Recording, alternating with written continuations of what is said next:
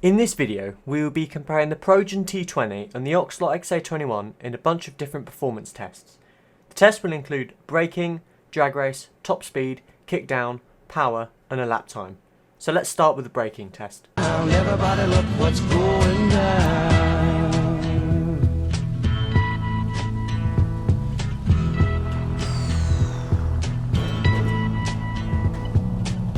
There's battle lines being drawn, but nobody's right if everybody's wrong. Young people speaking their minds are getting so much resistance from behind. Time we stopped. Hey, what's that sound? Everybody. The XA21 has better brakes. Now it's time for the drag race. But you're doing fine, so stay on track and don't look back. Just feel the pace. Come on now, race! Everybody supersonic racing. Try to keep your feet right on the ground. When you're supersonic racing, there's no time to look around. We're just supersonic racing, running to the point of no return. Everybody supersonic racing. Come on, let's. The T20 managed to win the drag race. This is most likely due to its better four-wheel drive system, giving it a better launch. Now it's time for the top speed test. For me there, every lonely city where I hang my hat ain't as half as pretty as where my baby's at. Is this the way to Amarillo? Every night I've been hugging my pillow, dreaming dreams of Amarillo, that sweet Marie who waits for me. Show me the way to Amarillo. I've been weeping like a willow, crying over Amarillo, and sweet Marie who waits for me. The XA21 has a better top speed than the T20, although there really isn't much in it. Now it's time for the kick down test. Poetry in motion, walking by my side.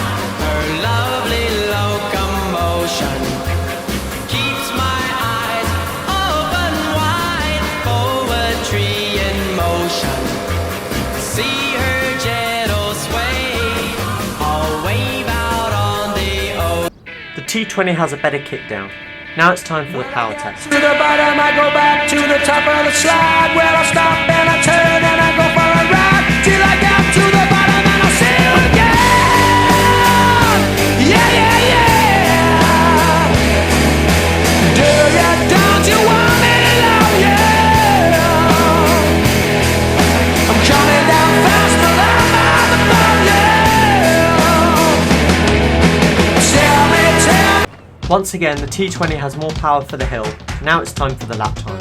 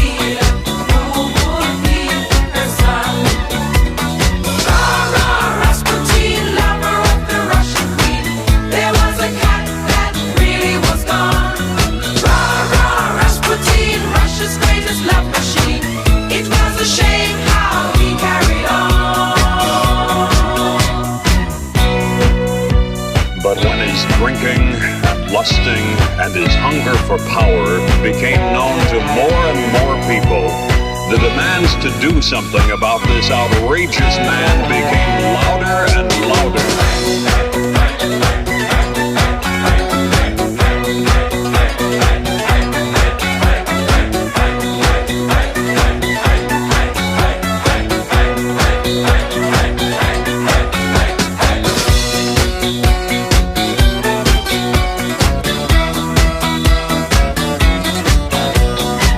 Just gotta go, declared his enemies. The ladies beg, don't you try to do it, please. Now this Rasputin had lots of hidden charms. So he was a bruise, they just fell into his arms. And one night, some man of higher standing set a trap, they're not to blame. Come to visit us, they kept demanding, and he really came. This is quite a surprise considering that the T20 won all of the performance tests but one. However, it seemed that the XA21 definitely has a better top speed than the T20. The T20 was ahead pretty much all the way through the race, but at the straights around LSIA, the XA21 pulled it back and managed to win. So then, what's my final verdict on these cars? Should you avoid them, consider them, shortlist them, or just buy them? Well, I reckon you should shortlist both of them. They are both good supercars, however they do have their downsides. The XA21 is more expensive, faster, however the handling is nowhere near as good as the T20s. Speaking of the T20, it is cheaper and looks better, and if you disagree you are very wrong. Also, the XA21 seems to have a problem with curbs and the car won't go up any at all. If you're an eagle eye you would have noticed that all my lines for the race, the XA21 did not go up any curbs, and this is due to that exact matter.